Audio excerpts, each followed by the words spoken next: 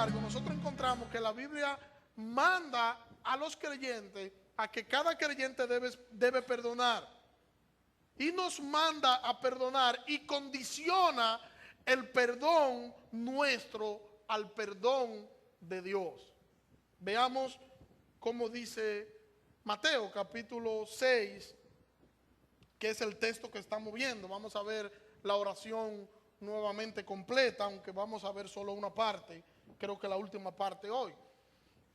Mateo capítulo 6, versículo 9, dice la oración así: vosotros pues orad de esta manera: Padre nuestro que estás en los cielos, santificado sea tu nombre, venga tu reino, hágase tu voluntad, así en la tierra como en el cielo. Danos hoy el pan nuestro de cada día, y perdónanos nuestras deudas, como también nosotros hemos perdonado a nuestros deudores, y no nos metas en tentación, mas líbranos del mal, porque tuyo es el reino y el poder y la gloria para siempre, jamás. Amén. Vamos a ver en esta mañana lo que es ya la parte número 4 de cómo orar. Perdónanos nuestras deudas, dice la parte que nos toca hoy, que es el versículo 12. Perdónanos nuestras deudas, como también nosotros perdonamos a nuestros deudores. Podemos iniciar indicando que la palabra deuda aquí en este texto es no dar en el blanco. Y podemos afirmar que no dar en el blanco, haciendo referencia a lo que es el pecado. El pecado es no dar en el blanco. Y cuando el Señor está diciendo aquí que nosotros debemos pedir perdona nuestras deudas, es decir, nosotros estamos diciendo o nosotros estamos pidiendo: Señor, perdona nuestros pecados. El pecado es el problema más grande y el problema más serio que tiene el hombre, porque el pecado es que separa al hombre de Dios. Y por esto es la importancia de nosotros orar en esta oración. El pecado nos hace que el hombre no se ajuste a la ley moral de Dios. Por eso la nueva versión, la nueva traducción viviente, este mismo versículo 12 del capítulo 6 de Mateo, lo traduce de esta manera que me gusta más como esta traducción lo hace. Dice el versículo 12: perdónanos nuestros pecados, así como hemos perdonado a los que pecan contra nosotros. Sería una traducción un poquito más correcta: perdona nuestros pecados, así como hemos nosotros perdonado a los que pecan contra nosotros.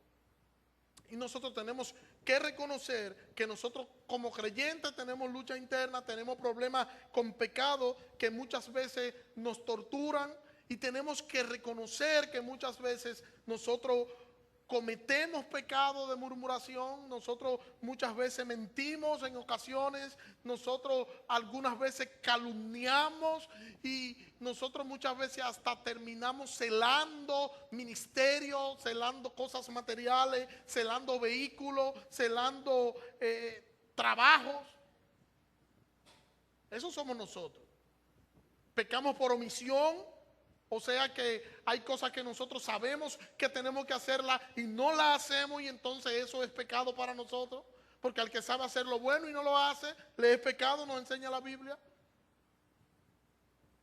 Muchas veces tenemos ídolos, que esos ídolos están por encima de nuestro amor por el Señor. Y pecamos con eso porque el mandato que nosotros tenemos en las Sagradas Escrituras es que nosotros debemos amar al Señor con todo lo que nosotros somos, y que debe ser el Señor el primer lugar en nuestras vidas. Pero ¿es así como hacemos? No.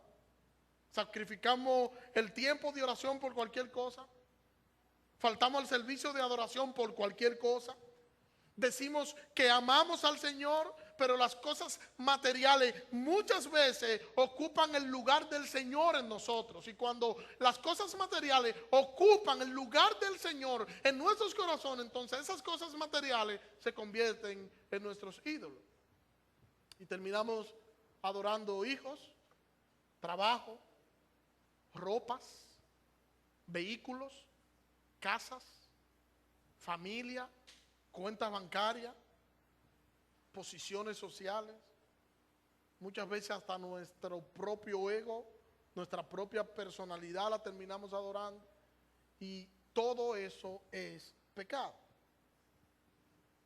Usted me puede decir, pero ¿cómo yo sé que yo adoro eso? Simplemente, cuando tú pones algo en el lugar donde debe estar el Señor, tú estás adorando eso y tú estás dándole el lugar del Señor a eso, no importa cómo eso se llame. Y eso es pecado.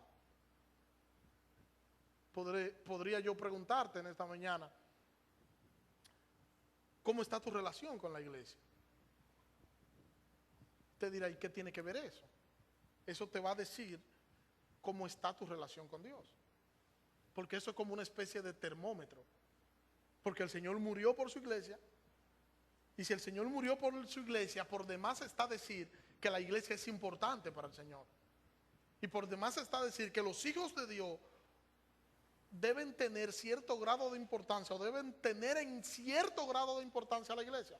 A los hijos de Dios debe importarle la iglesia. Y hacer algo por la iglesia es hacer algo por el dueño de la iglesia. Y el dueño de la iglesia es el Señor. ¿Recuerdan a Saulo? En el libro de los Hechos. Él tenía carta para llevarse preso a todo el que encontrara hablando en nombre de Jesús. Y camino a Damasco, escuche lo que sucedió. Camino a Damasco en Hechos capítulo 9, versículo 1. Miren lo que sucede allí. Entonces Saulo, respirando aún amenaza y homicidio contra los discípulos del Señor, se presentó al sumo sacerdote y le pidió carta para las sinagogas en Damasco con el fin de llevar preso a Jerusalén a cualquiera que hallase del camino, fuera hombre o fuera mujer. Mientras iba de viaje, llegando cerca de Damasco, aconteció de repente que le rodeó un resplandor de luz desde el cielo. Él cayó en tierra y oyó una voz que le decía: Saulo, Saulo, ¿por qué me persigues? Y él dijo: ¿quién eres, Señor? Y él respondió: yo soy Jesús, a quien tú persigues. Saulo andaba persiguiendo ¿a quién? A la iglesia, a los cristianos. Y el Señor se encuentra con Saulo y le dice a Saulo: ¿por qué tú me persigues? Porque el Señor le está diciendo a Saulo: mira, Saulo, el que persigue a la iglesia me persigue a mí, porque yo soy la cabeza de la iglesia y la iglesia es mi cuerpo. O sea que tú tienes que tener, como creyente, tiene que importarte la iglesia. Cristo murió por la iglesia. La iglesia es la novia de Cristo. Entonces, hermano, nosotros faltamos cuando nosotros no tenemos interés ni compromiso por nuestra iglesia. Nosotros faltamos cuando estamos así. Nosotros faltamos cuando nosotros no cumplimos con nuestros deberes como miembros de nuestra iglesia. Nosotros faltamos cuando hacemos eso. Cuando no nos involucramos en las cosas de la iglesia. La iglesia está invitándote al 3x3. Tú estás involucrado en eso. Tú puedes decirme: pastor, yo amo la iglesia. ¿Es verdad que tú amas la iglesia? ¿Qué tú estás haciendo? ¿Qué tú haces de manera intencional en favor de la iglesia de Cristo cada semana? ¿Tú estás orando en los grupos de oración de los hogares? ¿Estás en los grupos, estás orando a las 6 de la mañana, a las 11 de la mañana? Cuando hay que hacer algo en la iglesia, ¿tú te involucras? Todo eso habla de tu relación con el Señor, porque si tú tienes una relación sana con el Señor, a ti te duele la iglesia, tú te comprometes con la iglesia, porque tú sabes que comprometerte con la iglesia es comprometerte con el Señor. La iglesia, columna y baluarte.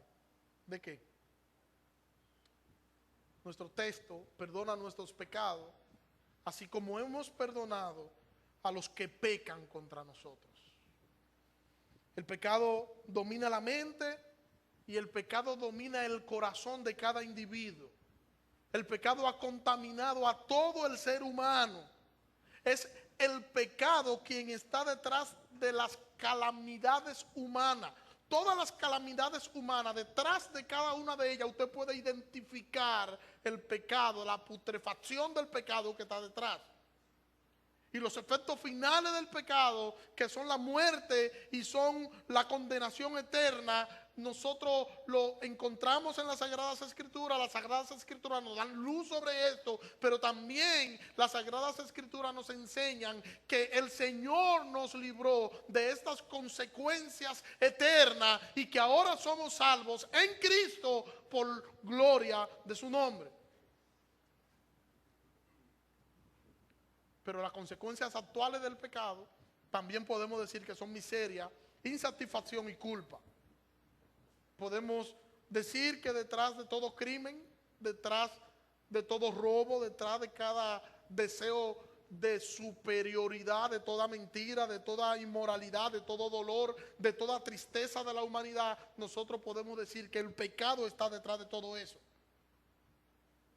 Es la condición moral y espiritual para la cual ningún ser humano tiene cura. Ningún ser humano tiene cura para poder quitar de sí mismo el pecado. Cristo es el único que puede quitar el pecado del ser humano. Y quienes confían en Jesucristo, ellos y solo ellos han recibido el perdón de Dios por el pecado y serán salvos de la condenación eterna. Y como nosotros hemos dicho en varias ocasiones, que esta oración está dentro del Sermón del Monte y que el Sermón del Monte está dirigido a los creyentes, la palabra deuda a la que hace referencia aquí es haciendo referencia a aquellas cosas que irrumpen en la vida del cristiano cuando el cristiano peca. Cuando el cristiano comete pecado, hay consecuencia en todo esto. Ya es a lo que se está refiriendo este texto, ya a lo que se está refiriendo este versículo 12, cuando dice que perdona nuestros pecados. Así como a nosotros nos urge orar por las necesidades materiales, así como nos urge reconocer la gloria de Dios en la oración, de igual manera resulta sumamente importante que nosotros pidamos por nuestros pecados, por el perdón de nuestros pecados, porque nosotros pecamos a diario. A pesar de que hemos sido perdonados, a pesar de que somos salvos en Cristo, a diario nosotros cometemos pecado. Mire cómo lo dice el pastor John MacArthur. Cito: ya que es contrario a la santidad de Dios, el pecado es una profanación, una deshonra y un reproche para nosotros, así como una transgresión de la ley divina. Se trata de un delito y en cuanto a la culpa con la que en consecuencia nos contactamos, es una deuda.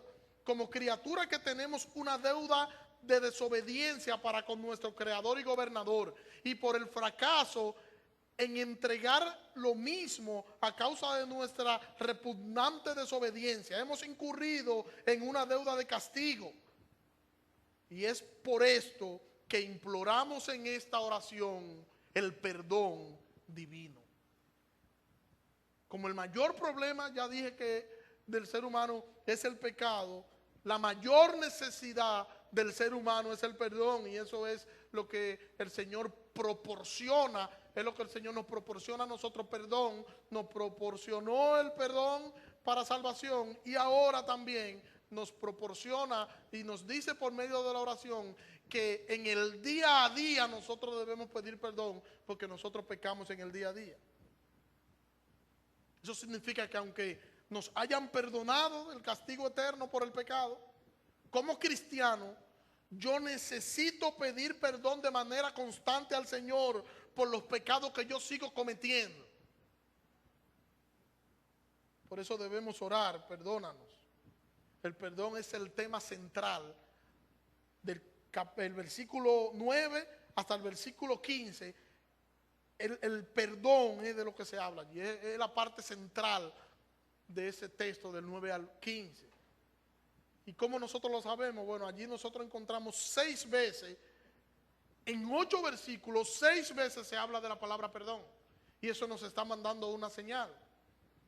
Es la parte central de esta parte de la oración, es el perdón del Señor. Y vuelvo y cito al pastor MacArthur: los creyentes han experimentado una vez y para siempre el perdón judicial de Dios, el cual recibimos al momento en que confiamos en Cristo como Salvador. Ya no estamos condenados, Ya no estamos bajo juicio y ya no estamos destinados al infierno. El juez eterno nos ha declarado perdonados, justificados y rectos. Nadie, ni humano ni satánico, acusará a los escogidos de Dios.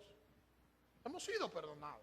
Y tenemos que descansar en esa parte de que si hemos sido perdonados, el Señor nos ha perdonado. Y no es que sí, que quizá, que posible, que puede ser, que tal vez no. Nosotros tenemos la garantía de que nosotros somos salvos. Y de la misma manera debemos pedir perdón por nuestros pecados actuales, por lo que nosotros cometemos en el día a día. Porque aún nosotros cometemos pecado. ¿Hemos sido salvos? Sí. ¿Hemos sido regenerados? Sí. ¿Hemos sido transformados por el Espíritu de Dios? Sí. Pero todavía.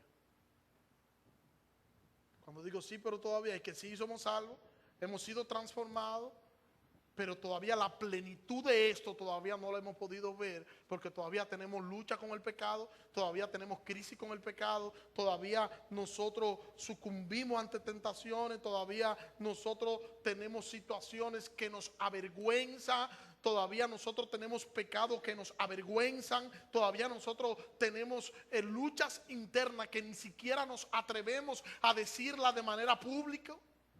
¿O no es así? Usted puede decir que no es así, pero sí es así, aunque usted no lo diga.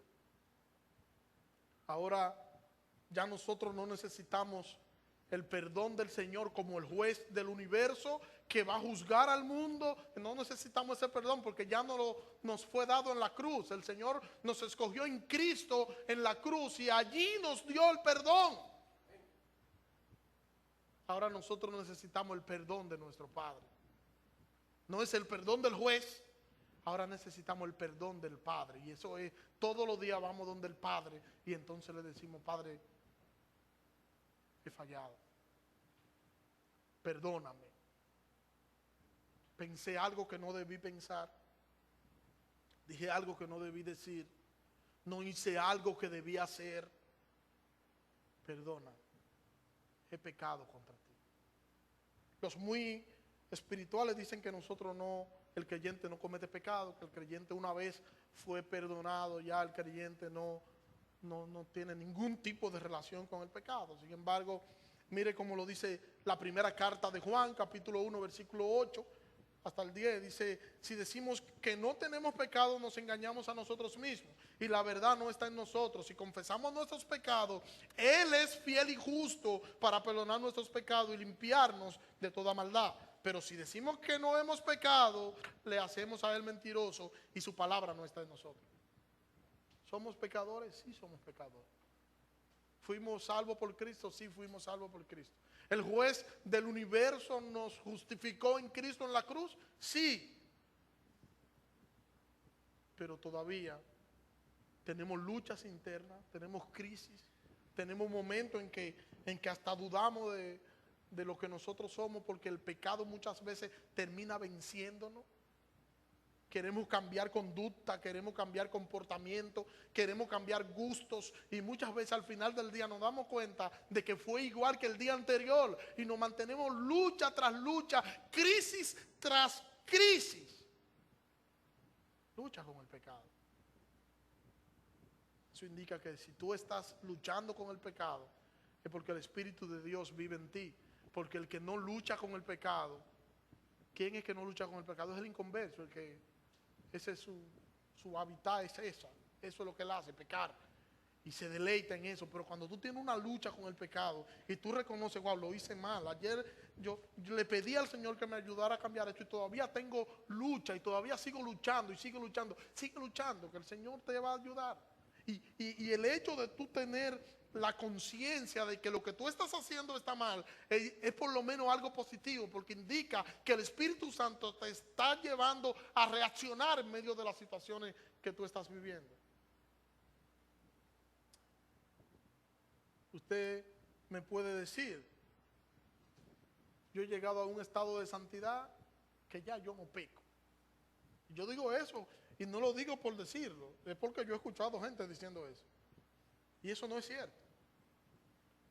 No es cierto, usted no puede decir, bueno, ya yo llegué, porque la santidad no es un destino. Bueno, ya yo llegué, la santidad era hasta tal punto, ya yo llegué hasta ahí. Y no, la santidad no es eso, la santidad es un trayecto día a día y nos va a costar toda la vida hasta que Cristo venga o hasta que nosotros estemos con Él. Nos va a costar a nosotros vivir para el Señor, guardarnos para el Señor, apartarnos para el Señor, luchar con malos pensamientos, luchar con malas actitudes, tener crisis que nos atormentan día a día. Eso nos va a costar hasta que Cristo venga o hasta que nosotros vayamos con Él.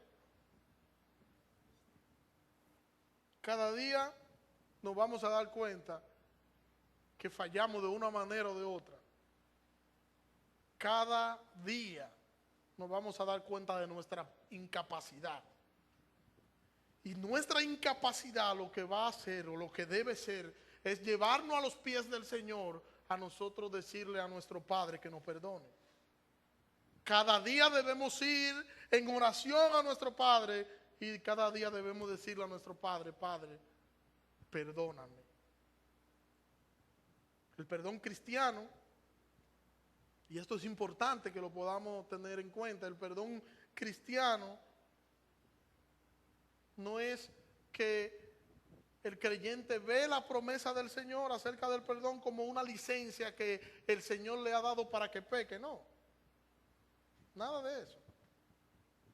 Ni es una manera de cómo nosotros abusar y presumir de la gracia divina, tampoco es eso. El perdón es más bien la misericordia del Señor, el perdón misericordioso del Señor para nosotros debe significar el crecimiento y la santificación espiritual. Y nosotros debemos agradecer continuamente a Dios por su gran amor y por su disposición para perdonarnos. Y es importante que nosotros podamos darnos cuenta de que nosotros debemos confesar nuestros pecados al Señor y nosotros debemos confesar nuestros pecados al Señor, porque a través de eso el Señor nos disciplina a nosotros y entonces nosotros entendemos que nosotros ni somos independientes, ni somos autosuficientes, sino que somos dependientes del Señor, dependemos plenamente del Señor y vamos a recibir la corrección y la disciplina del Señor con gozo, aunque nos duela. Y saber eso nos va a quitar cierta queja y no vamos a ver al Señor como injusto a la hora en punto de que el Señor nos quiera disciplinar. Cuando el Señor nos está disciplinando, no lo vamos a ver como injusto porque nosotros estamos conscientes de lo que está sucediendo en nosotros. Quiero citar a una oración que hizo un puritano hace unas cuantas generaciones, una oración que la cita el pastor MacArthur en su libro El Evangelio. Cito: concédeme no perder de vista la excesiva maldad del pecado, la excesiva justicia de la salvación, la excesiva gloria de Cristo, la excesiva belleza de la santidad y la excesiva maravilla de la gracia. Soy culpable pero perdonado, estoy perdido pero salvado, vagando estoy pero soy hallado, peco pero soy limpiado, dame un perpetuo corazón destrozado, manténme siempre aferrado a tu cruz. Fin de la cita. Es lo que nosotros deberíamos anhelar, que a pesar de todo, cuando nosotros contemplemos la maravilla del perdón de Dios, la maravilla de la gloria de Dios, la maravilla de la gloria de Dios manifestada en nosotros y cómo el amor incondicional del Señor, ese amor maravilloso de Dios nos perdona a pesar de lo que nosotros podamos hacer, que eso termine a nosotros abrazándonos de la cruz de Cristo. En la medida en la que yo contemplo mi pecado, en esa misma medida yo voy a contemplar la belleza de la gracia. ¿Cuán bella es la gracia? En la medida en la que yo contemple lo pecador, lo malo que yo soy, en esa misma medida yo voy a contemplar la hermosura de la gracia de Dios. Mientras más grande es mi culpa, yo voy a ver más extraordinaria su gracia. mientras más sucio yo me veo, más brilla la cruz de Cristo en mí. Mientras más inmerecedor yo me veo, más disfruto de la cruz de Cristo. Y Jesús nos da el requisito para que ese perdón pueda fluir de manera constante. Y no solo que pueda fluir, que yo lo pueda ver como algo tangible. Voy a leer el versículo nuevamente. Y perdónanos nuestros pecados. Vamos bien ahí, o sea, todo lo que he dicho cubre esa parte. Y perdónanos nuestros pecados. ¿Somos pecadores? Sí. En el pasado fuimos perdonados y aún en el presente el Señor nos sigue perdonando. Ahora, la segunda parte, así como hemos perdonado a los que pecan contra nosotros. O sea, ¿cuál es la condición? ¿Cuál es el requisito para ese perdón? Mi forma de perdonar a mi hermano. Yo perdono y en la misma medida en la que yo perdono, el Señor está diciendo, en esa misma medida, el Señor me va a perdonar a mí. Si hemos perdonado, ¿qué seremos? Perdonados. Si no hemos perdonado, no seremos perdonados. Somos perdonados. Nosotros somos perdonados porque el carácter de la justicia de Dios es ese, perdonar. Y si ese es el carácter de la justicia de Dios, perdonar, el creyente fiel y genuino también debe perdonar. Los ciudadanos del reino de Dios nos dice y nos enseña la Escritura que son bendecidos, que reciben misericordia, pero que ellos mismos dan misericordia. No es solo que ellos la reciben como algo suyo y que le pertenece, sino que ellos reciben y dan, y reciben para dar, porque son una especie de recipiente donde el que no es creyente ve en ellos la imagen de Dios a través de lo que hacen y a través de lo que dicen. El creyente ama incluso a sus enemigos, es lo que dice y es lo que enseña las Escrituras. ¿Y por qué ama a sus enemigos? Porque tienen dentro de ellos la naturaleza del amor del Padre Celestial. Y esa naturaleza del amor del Padre Celestial que está dentro de nosotros nos hace amar a quienes una persona común no amaría, porque nadie ama a sus enemigos. Perdonar entonces es la característica de un corazón verdaderamente regenerado. Perdonar, repito, es la característica de un corazón verdaderamente regenerado. El perdón no es un sentimiento. Yo decido perdonar. Si usted va a perdonar, cuando usted decida perdonar, nunca lo va a hacer, porque el perdón no es un sentimiento, es una decisión. Y yo pudiera preguntarte, ¿tú perdonas a los que te ofenden? Si tú perdonas a los que te ofenden, entonces tú puedes orar de esta manera. Padre, perdona mis pecados, así como yo perdono a los que pecan contra mí. ¿Tú perdonas a los que pecan contra ti? ¿A los que te ofenden?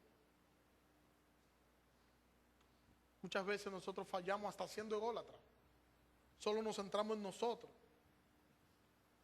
y olvidamos que nosotros estamos llamados a perdonar. Mateo capítulo 5, versículo 21 hasta el versículo 24, dice: habéis oído que fue dicho a los antiguos: no cometerás homicidio, y cualquiera que comete homicidio será culpable en el juicio. Pero yo os digo que todo el que se enoja contra su hermano será culpable en el juicio. Y cualquiera que le llama a su hermano necio será culpable ante el Sanedrín. Y cualquiera que le llama fatuo será expuesto al infierno de fuego.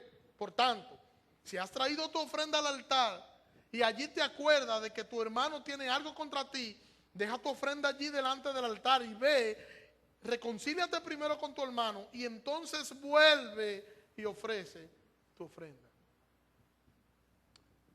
Cuando la idea general del texto es que cuando yo me enojo contra mi hermano y lo insulto y le digo palabras hirientes, yo me convierto en un homicida.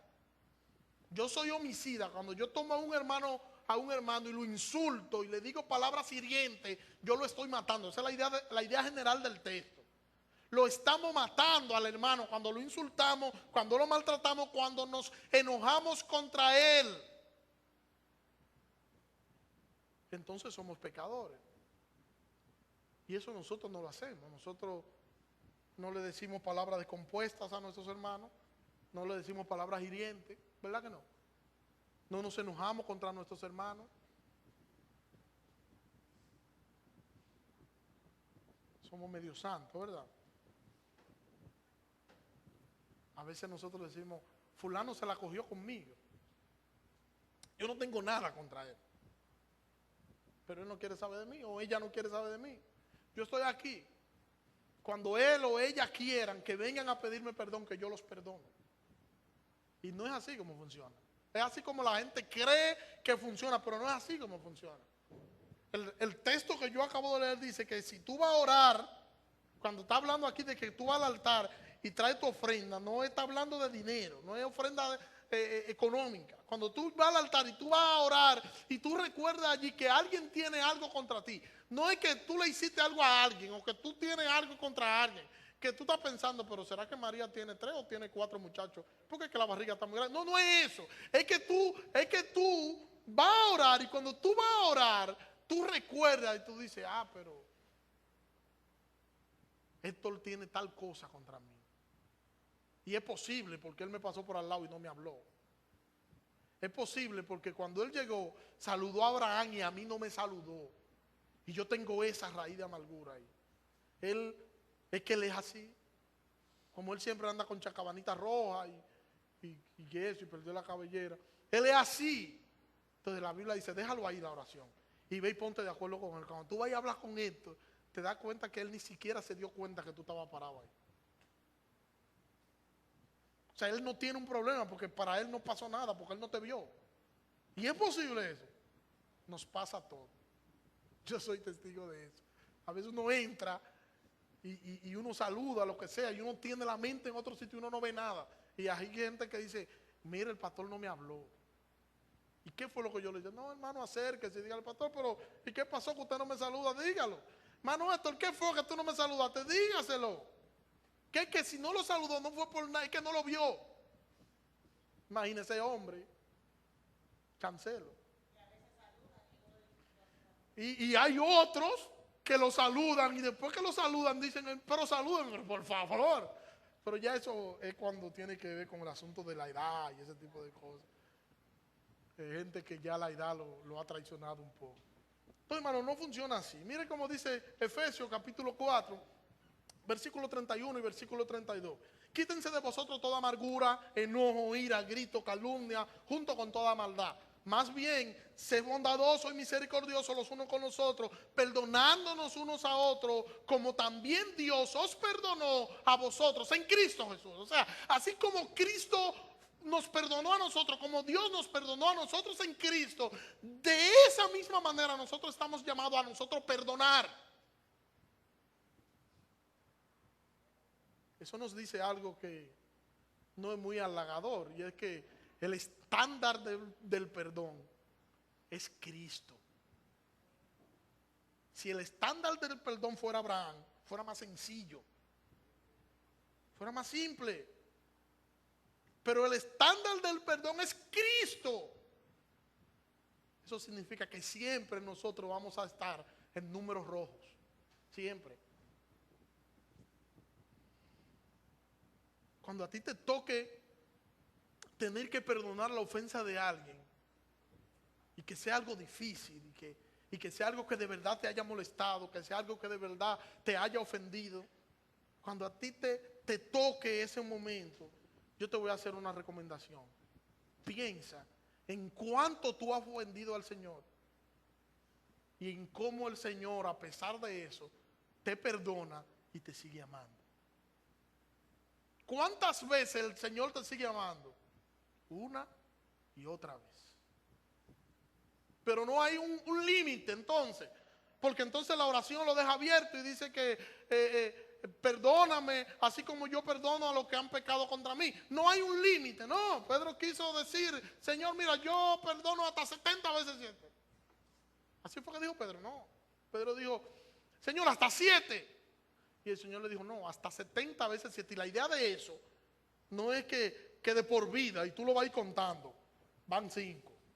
Tengo en la lista aquí, son 5. No, la idea de eso es que el perdón es ilimitado, porque eso era lo que pasaba en un día. Los judíos decían que en un día tú tenías que perdonar a una persona 7 veces. Y por eso Pedro le dice a Jesús, Señor, hasta 7. Y el Señor dice, no, hasta 7 no, hasta 70 veces 7 en un día.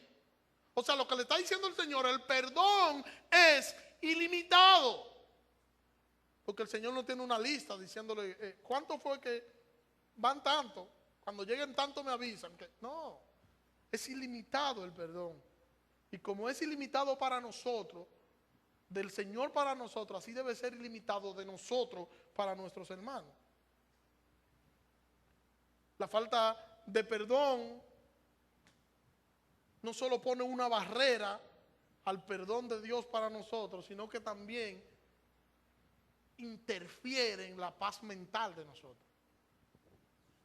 Interfiere en nuestra postura en cuanto a lo que es la felicidad, en cuanto a lo que es la satisfacción. E interfiere también en el buen funcionamiento del cuerpo. Y escucharon el artículo que le leí al principio. Mi cuerpo no funciona igual cuando yo soy una persona que no perdono. Eso me llena de estrés, de ira. Y mi cuerpo se envenena. Y si me muerdo, ahí mismo. Entonces, por eso es que el que no perdona se enferma. Cuando yo perdono a otro, el que se beneficia no es el otro, soy yo. El beneficiado de perdonar no es quien lo recibe, soy yo. Por eso yo siempre debo perdonar y debo escuchar al Señor como nos manda hacer en esta oración. Donde hay un espíritu no perdonador, donde hay un espíritu en el creyente que tiene un espíritu no perdonador, que no le gusta perdonar, allí hay pecado. Y donde hay pecado, nos enseña la Biblia que habrá castigo. La razón más importante para perdonar es que el perdón trae al creyente el perdón de Dios. Y eso es lo más extraordinario y lo más maravilloso de perdonar. Nada en la vida cristiana es más importante que nuestro perdón. Que el hecho de que yo pueda perdonar a los demás, porque eso mide y eso va a condicionar el perdón. Y es lo que el Señor da como requisito para el perdón nuestro. En el perdón, Dios nos trata a nosotros como nosotros tratamos a los demás. O sea, como tú tratas a los demás en cuanto al perdón, así mismo dice, nos está enseñando el texto, que de esa misma manera el Señor te trata a ti. Por eso nosotros debemos perdonar a otro del modo gratuito y misericordioso que Dios nos perdona a nosotros. No es que no, me perdonó, tú verás, no, que no es tan fácil. Tienes que hacer tal o cual cosa. No, de la forma gratuita y misericordiosa que el Señor te perdonó a ti, de esa misma forma tú tienes que perdonar a los demás. Cito a Tomás Morton, un puritano. Nadie es tan tierno para los demás como el que ha recibido misericordia, porque sabe con cuánta delicadeza lo ha tratado el Señor. El Señor nos trata con misericordia, nos ha dado misericordia, y lo menos que nosotros debemos hacer es tratar a los demás igual que como el Señor nos trata a nosotros. Cuando nosotros vamos al Señor a buscar perdón, queremos que ese perdón sea instantáneo. De hecho, a veces no queremos ni siquiera la consecuencia de lo que nosotros hicimos. No es así, es así. Pero cuando alguien peca contra nosotros, ¿qué nosotros queremos? Aplicarle todo el peso de la ley. Si somos nosotros, no. Siempre será mejor sufrir el agravio y que el Señor sea exaltado con eso. Perdonar y tratar a aquella persona que perdonaste como si nunca te ha fallado. Eso es difícil, pero podemos practicarlo. Tratar a los demás con amor y con misericordia. Y que el Señor nos ha tratado a nosotros así para que nosotros lo tratemos a ellos de la misma manera. Tratemos a los demás como el Señor nos trata a nosotros.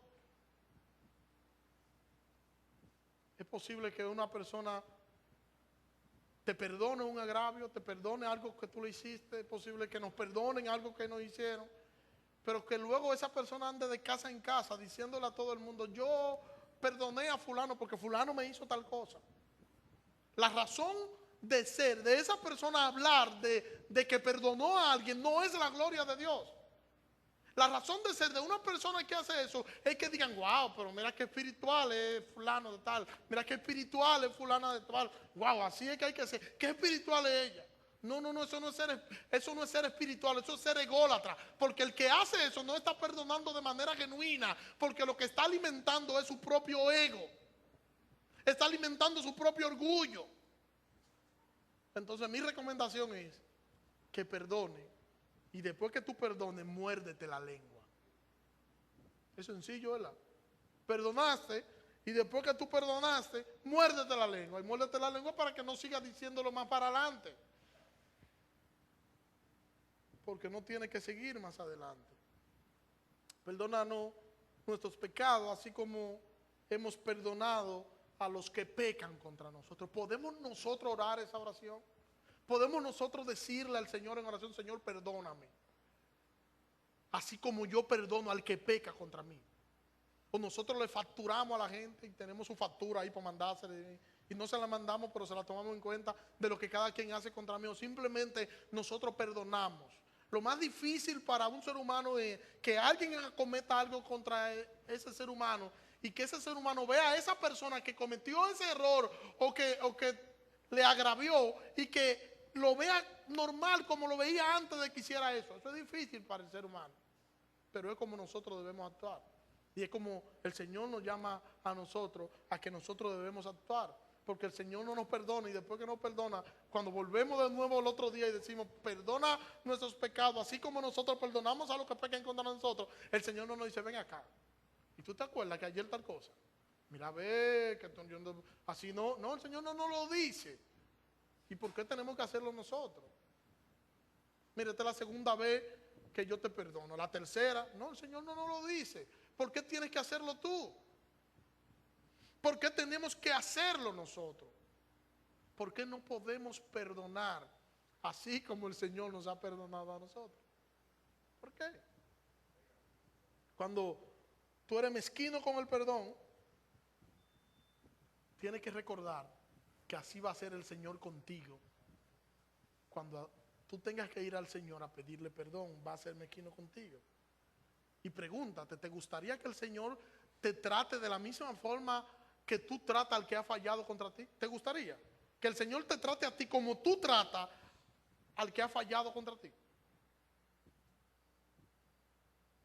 Yo voy a contestar por usted, no. Con la misma frialdad con la que tú le pagas al que te ha fallado, con la misma frialdad con la que uno trata al que ha ofendido a uno, con el mismo distanciamiento, para que sepan que a mí no se me hace eso y que yo soy apellido Cordero, y el apellido Cordero no se tratan así porque nosotros somos peligrosos. Como tú perdonas, en esa misma medida te perdonarán a ti. Eso es para que se le quede grabado en la memoria, que se lo he repetido tantas veces. De la misma manera que tú perdonas, en esa misma medida el Señor te va a perdonar a ti. No es que yo te haga algo hoy y 10 años después tú digas, mira, tú te acuerdas, hace 10 años que tú me hiciste tal cosa y mira ahora lo que me hace. No, pero que esto no puede ser. Ustedes saben quiénes son muy dados a eso, ¿verdad? La parte A del versículo 13 dice, y no nos metas en tentación, mas líbranos del mal. La palabra tentación que aparece aquí es básicamente una palabra griega que es una palabra neutral. No tiene connotación ni para bien ni para mal. Por eso se diferencia de nuestra palabra en español. Que la palabra tentación en español que nosotros tenemos se está refiriendo a una incitación al mal. La palabra griega que se utiliza en el texto es una palabra neutra, ni para bien ni para mal. Tú la puedes usar para ambas cosas. Y nuestra palabra en español es una incitación para el mal. Entonces nosotros podemos decir que el significado original que tiene es de prueba, es de comprobación, y todo esto se deriva de los significados relacionados a lo que es sufrimiento y seducción. Tiene que ver con que una persona sea seducido por el pecado en este caso, o que sea seducido por el mal. Tiene cierto paralelismo con el término del mal, esta palabra deuda en español. Y tiene cierto paralelismo por lo que significa, por el latín. Y también indica que tiene un propósito de incitar a pecar, que es uno de los significados más recurrentes de esta palabra deuda. Incitación a pecar. Y nosotros sabemos que la santidad y la bondad del Señor no le va a permitir llevar a nadie o llevar a alguien a experimentar algo que lo incite o que lo lleve a pecar. No, no es así. El Señor no funciona así. Mire cómo lo dice Santiago capítulo 1 versículo 13. Nadie diga cuando es tentado, soy tentado por Dios, porque Dios no es tentado por el mal y Él no tienta a nadie. Pero cada uno es tentado cuando es arrastrado y seducido por su propia pasión. Luego la pasión, después de haber concebido, da a luz el pecado. Y el pecado, una vez llevado a cabo, engendra la muerte. Cada quien es tentado de su propia maldad, de su propia concupiscencia. La pasión del hombre lo arrastra y el hombre es tentado. Y la razón de ser de su tentación es su propia maldad. Mire cómo lo dice la Nueva Traducción Viviente, este versículo 13. Dice, no permita que cedamos ante la tentación, sino rescátanos del maligno. No permita que yo ceda ante la tentación, sino rescátanos del maligno. Porque nosotros muchas veces cedemos ante la tentación. Señor, no permita, es lo que está diciendo el versículo bíblico. Señor, no permita que cedamos ante la tentación, sino rescátanos del maligno, rescátanos de Satanás. Y nosotros lo que estamos viendo aquí, o lo que nos quiere presentar la oración, el Señor en la oración aquí, es el deseo del creyente de evitar el peligro de caer en el pecado. Es simplemente eso, el deseo que yo tengo de no caer en nada pecaminoso. Y ese deseo que yo tengo de no caer en nada pecaminoso me va a llevar a decirle, Señor, cuando yo esté atravesando por momentos pecaminosos, cuando el pecado esté tocando la puerta, ayúdame a no sucumbir ante él, ayúdame a no caer, ayúdame a que el pecado no se enseñoree en tal o cual situación. Estamos conscientes de nuestra debilidad y estamos conscientes de lo vulnerable que nosotros somos ante el pecado. ¿Somos cristianos? Sí. ¿Fuimos regenerados? Sí. ¿Somos salvos? Sí. Pero somos vulnerables ante el pecado. Y tenemos que estar conscientes de eso. Nosotros debemos enfrentar el pecado sabiendo que somos vulnerables y sabiendo que nosotros podemos caer ante la tentación, que nosotros podemos ceder, como está diciendo este texto. Señor, líbranos, ayúdanos a no ceder, porque nosotros podemos ceder, porque nosotros somos vulnerables. Cuando nosotros vamos al pecado, entendiendo que somos fuertes, entonces sucumbimos ante él. Pero cuando nosotros vamos sabiendo que somos vulnerables, entonces nosotros nos cuidamos. Y la idea del texto es que nosotros podamos cuidarnos de no pecar. Y en nuestro deseo de agradar al Señor, nosotros solo debemos pedir al Señor ayuda para nosotros poder resistir el pecado y no sucumbir ante él. Que el Señor nos libre de nuestra propia maldad, es la parte de la idea del texto. Que el Señor nos libre a nosotros de de nuestra propia maldad, de nuestro propio deseo de pecar, y que nosotros no podamos caer ante esta tentación. Que el Señor nos libre de la influencia de Satanás y que eso nos lleve a someternos a su palabra. Si eso nos lleva a someternos a su palabra, entonces nosotros tenemos el problema resuelto. Quiero terminar con una cita final del pastor MacArthur, aclarando este punto. Cito: cuando oramos con sinceridad, no nos meta en tentación, mas líbranos del mal, también estamos declarando que nos sometemos a su palabra, la cual es nuestra protección del pecado. Santiago nos enseña: someteos pues a Dios, resistid al diablo y huirá de vosotros. Santiago capítulo 4, versículo 7. Someterse a Dios es someterse a su palabra. En mi corazón he guardado tus dichos para no pecar contra ti. Salmo 119, versículo 11. Por tanto, el creyente ora para ser guardado de la incitación a pecar. Y si cae en pecado, para ser rescatado de él. Líbranos está en la forma de un mandato. En un mundo maldito en que somos maltratados por la maldad que nos rodea, confesamos nuestra incapacidad para tratar con el mal. Confesamos la debilidad de nuestra carne y la impotencia absoluta de los recursos humanos para combatir el pecado y rescatarnos de las garras del mal.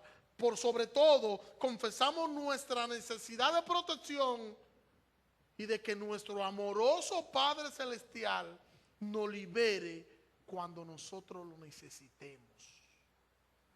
Que el Señor nos ayude a entender que nosotros debemos perdonar para nosotros recibir perdón, y que nos ayude a que nosotros podamos entender que nosotros nunca vamos a tener control de nuestra propia maldad y nuestra propia carnalidad, sino que nosotros debemos refugiarnos en el Señor, pedirle al Señor fuerza para nosotros vencer nuestra propia maldad.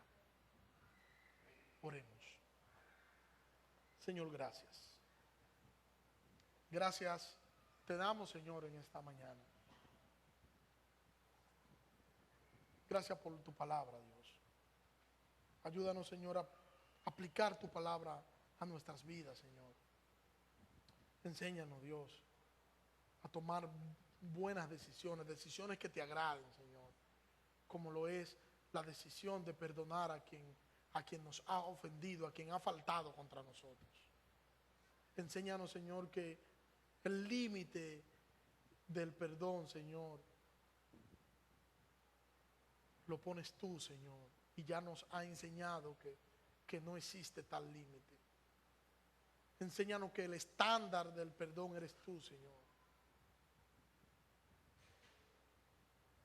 Perdónanos, Señor, porque hemos pecado en eso, Señor. Y hemos pecado en confiar demasiado, Señor, en nosotros. De confiar demasiado, Señor, en nuestra propia prudencia. Y nos hemos confiado ante nuestra propia maldad y ante nuestro propio pecado, Señor.